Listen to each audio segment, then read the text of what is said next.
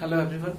आज हम लोग क्लास 11th के लिए श्वास और गैसों का आदान प्रदान यानी कि श्वसन चैप्टर, रेस्पिरेशन चैप्टर का अध्ययन करेंगे। तो इस चैप्टर में हम लोगों को पढ़ना क्या है, सबसे पहला शब्द तो आप देख रहे हैं क्लास 11th में श्वास है, रेस्पिरेशन है, श्वसन है ना।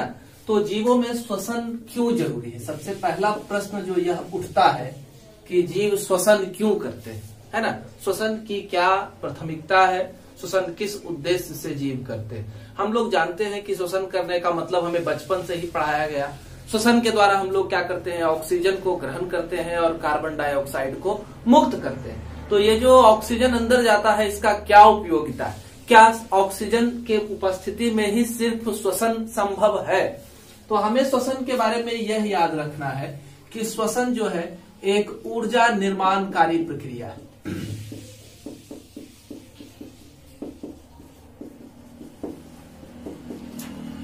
श्वसन के द्वारा हम लोग क्या कर सकते हैं, तो हमारे शरीर के अंदर ऊर्जा का निर्माण होता है ना। बस ऊर्जा निर्माण के लिए ही हम लोग श्वसन करते हैं। और श्वसन ऊर्जा निर्माण की बात है तो ऊर्जा जो हमारे शरीर के अंदर ऊर्जा अणु है, इस ऊर्जा अणु को एटीपी कहा जाता है। एटीपी का फुल फॉर्म एडिनोसिन ट्राइफॉस्फेट होता है ना।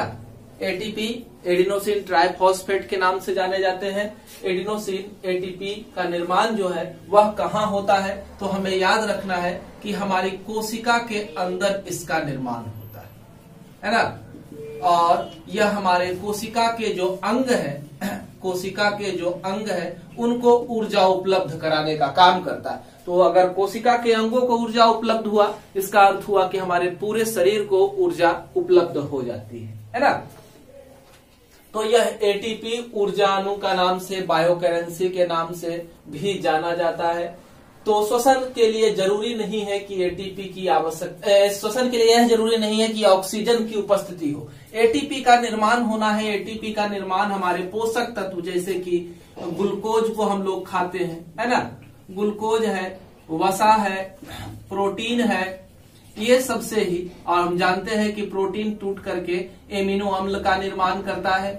वसा जो है वह टूट करके क्या करता है, तो फैटी अम्ल और ग्लिसरॉल का निर्माण करता है। अगर आपने डाइजेशन को नहीं पढ़ा है तो मेरा वीडियो इस चैनल पर मौजूद है ना। हमारे चैनल को सब्सक्राइब करके आप डाइजेशन चैप्टर को पढ़ सकते हैं और किस तरह से ग्लूकोज, कार्बोहाइड्रेट का निम्नीकरण ग्लूकोज में होता है, वसा का निम्नीकरण वसा अम्ल और ग्लिसरॉल में होता है, ये आप वहां पर देख सकते हैं। पूरा विस्तार से वहां पर बताया गया है।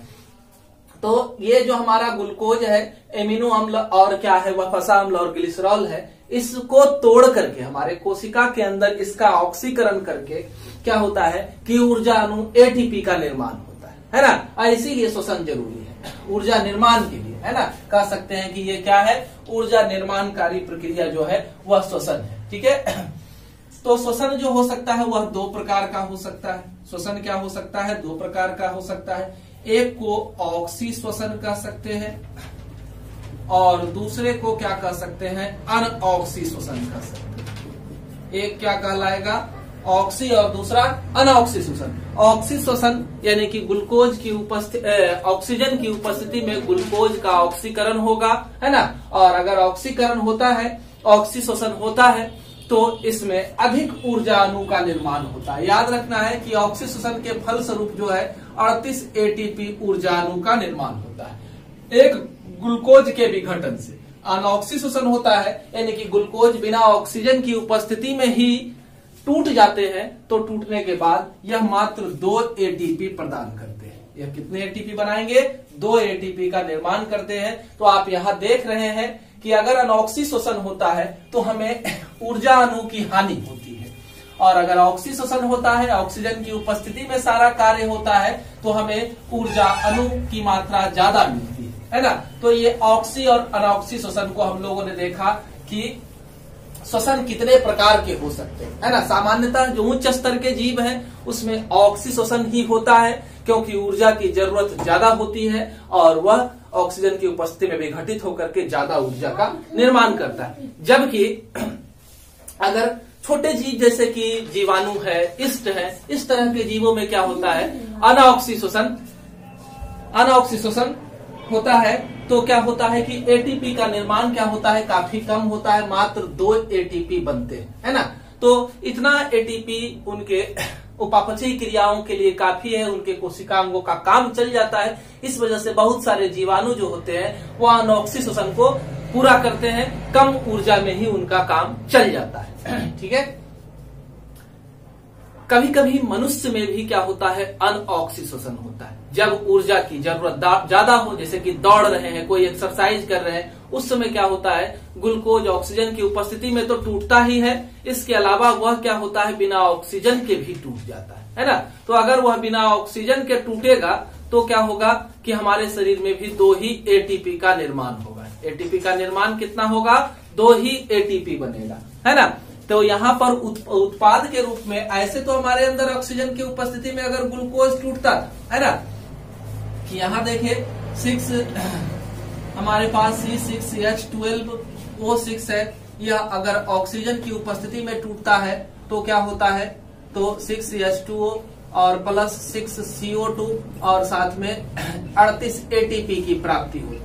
लेकिन यही हमारे शरीर के अंदर यही चीज अगर ऑक्सीजन की अनुपस्थिति में टूटता है तो यहाँ पर क्या हो जाता है कि लैक्टिक अम्ल का निर्माण होता है। किसका निर्माण होगा, तो लैक्टिक अम्ल का निर्माण होता है ना। और ये लैक्टिक अम्ल हमारे शरीर के अंदर जमा हो जाते हैं, मांसपेशियों में जमा हो जाते हैं और मनुष्य में थकान को उत्पन्न करते हैं। वही मनुष्य अगर थोड़ा सा विश्राम करता है तो यह लैक्टिक अम्ल वापस टूट जाते हैं, विघटित हो जाते हैं जल और कार्बन डाइऑक्साइड में, और हमारा शरीर फ्रेश हो जाता है। यानी कि जो लैक्टिक अम्ल का जमाव था वो क्या हो जाता है, खत्म हो जाता है ना।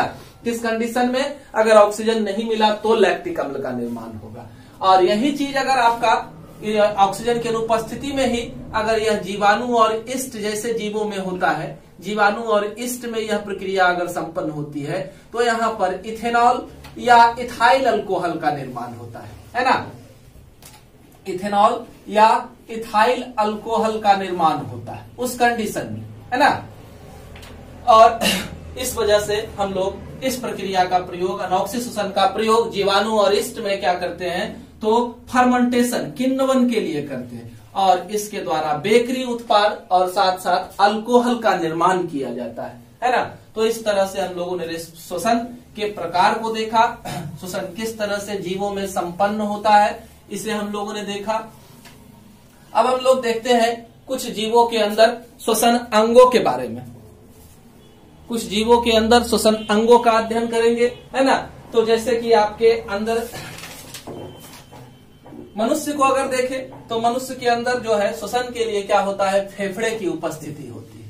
मनुष्य के अंदर श्वसन के लिए फेफड़ा, जिसे लंग्स हम लोग कहते हैं, तो वह उपस्थित होता है ना। हम लोग वातावरण से ऑक्सीजन युक्त गैस को लेते हैं और यह ऑक्सीजन युक्त गैस अंदर जाकर के हमारे शरीर के विभिन्न भागों तक पहुंचता है ना। तो यह फेफड़े के द्वारा संपन्न होता है। फेफड़े के द्वारा किसमें संपन्न होता है, तो आप याद रखेंगे जितने सारे स्तनधारी है ना, पक्षी है और सरीसृप प्रजाति है, रेंगने वाली जो भी जंतुएं हैं, उसमें जो है फेफड़े के द्वारा श्वसन होता है। इसके अलावा आप देखिए मछली को अगर देखें, है ना, तो मछली तो जलीय जीव है, इसमें श्वसन के लिए क्या होता है, गलफड़ा पाया जाता है ना।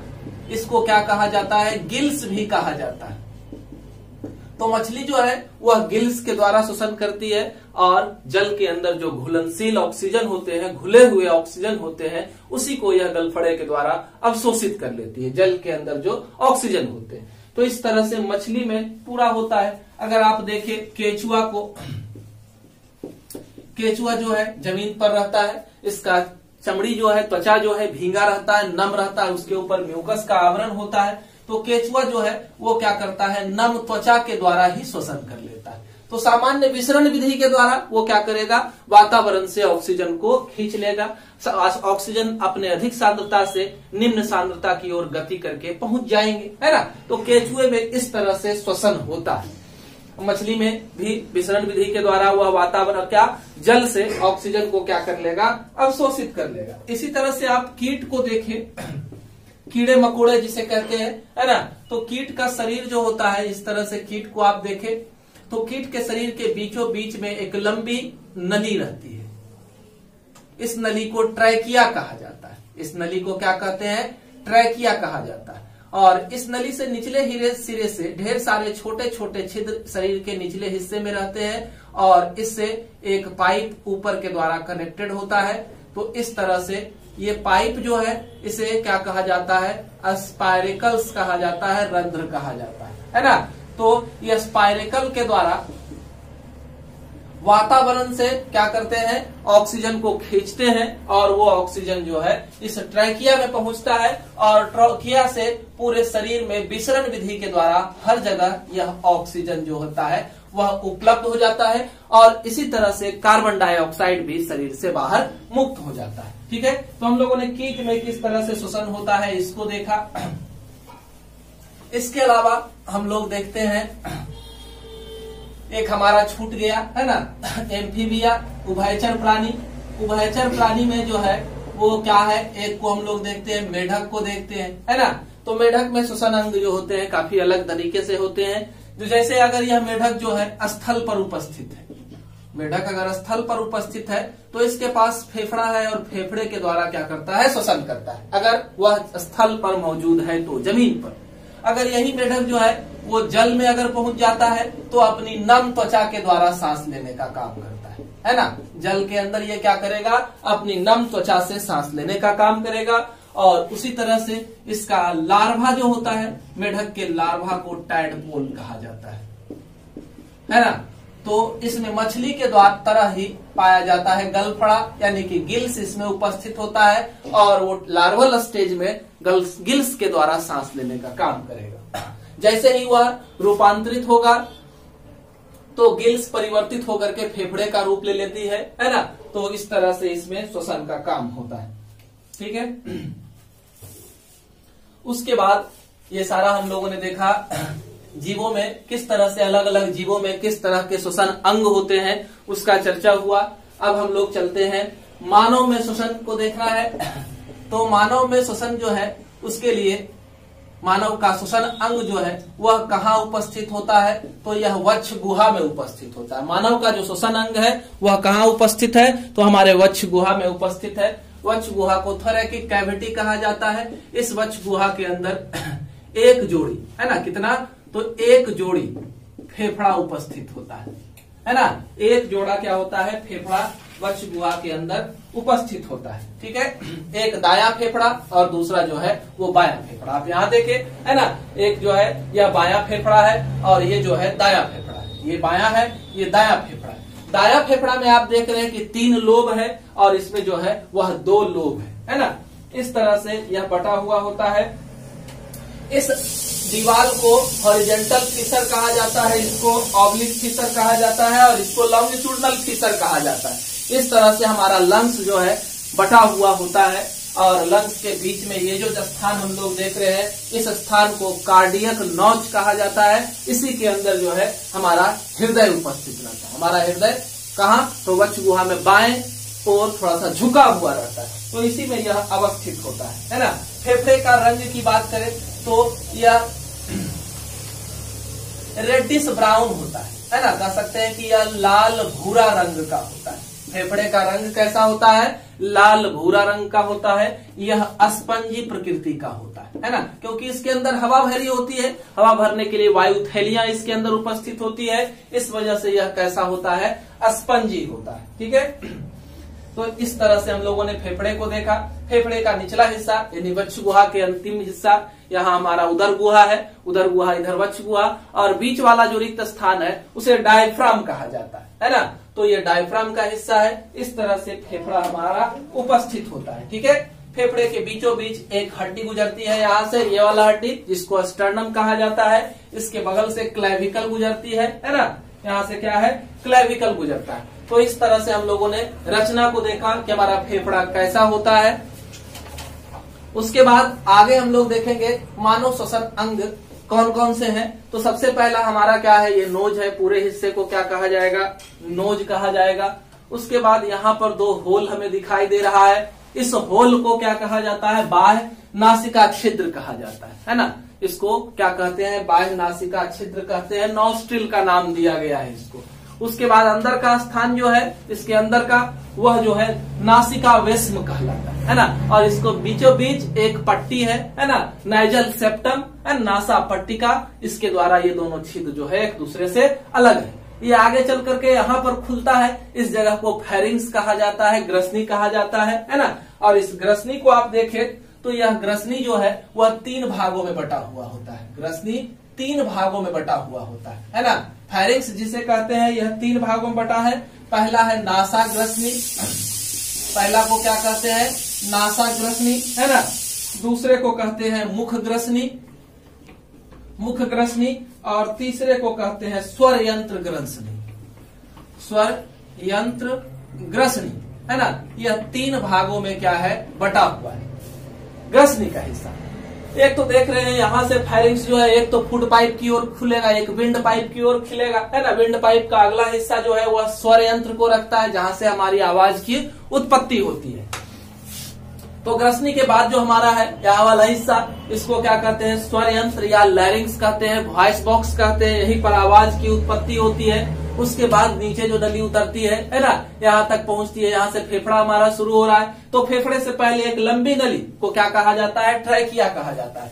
एक लंबी नली को क्या कहते हैं? ट्रैकिया कहते हैं। ये देखिए, ये लंबी नली है, इसके ऊपर 20 की संख्या में अर्धचंद्राकार, 20 की संख्या में अर्धचंद्राकार उपास्थि से बनी हुई पट्टियां पाई जाती है ना। इस पट्टियां, ये 20 की संख्या में इस तरह से इसके ऊपर पट्टियां पाई जाती है ट्रैकिया के ऊपर, है ना। और यह क्या करता है? इस नली को सिकुड़ने से बचाता है। अगर हवा अनुपस्थित भी रहा तो यह नली जो है सिकुड़ेगा नहीं, इस उपास्थि की पट्टियों के वजह से। आगे ट्रैकिया जो है वो हमारे दोनों वक्ष गुहा में खुल जाएगा, है ना। यहाँ तक आपका ट्रैकिया आया। उसके बाद जो है ये आगे इसके अंदर इस तरह से बट गया है। तो ये वाला हिस्सा वह क्या कहलाएगा? प्राथमिक श्वसनिका, प्राइमरी ब्रोंकाई, प्राथमिक श्वसनिका कहलाएगा। फिर इसमें क्या होगा? फिर इसमें विभाजन होगा, है ना। यह फिर इस तरह से 2 भागों में बट जाएगा, तो इसको द्वितीयक श्वसनिका या सेकेंडरी ब्रोंकाई कहा जाएगा। इसमें अगर फिर से विभाजन होता है तो तृतीयक ब्रोंकाई, है ना। और फिर अगर विभाजन होता है तो छोटी छोटी इस तरह से इसमें फिर से विभाजन अगर हुआ, है ना, तो इसके अंत में ये ब्रोंकियोल्स कहलाएगा, और जिससे कि हमारा एल्वियोलाई, वायु थैली, है ना, एयर सैक जुड़ा हुआ होगा। तो आज हम लोगों ने यहाँ तक रचना को देखा। अगले वीडियो में इसके बाद हम लोग अध्ययन करेंगे। वीडियो पसंद आए तो लाइक बटन जरूर दबाएं और हमारे वीडियो के नोटिफिकेशन पाने के लिए चैनल को सब्सक्राइब करें। धन्यवाद।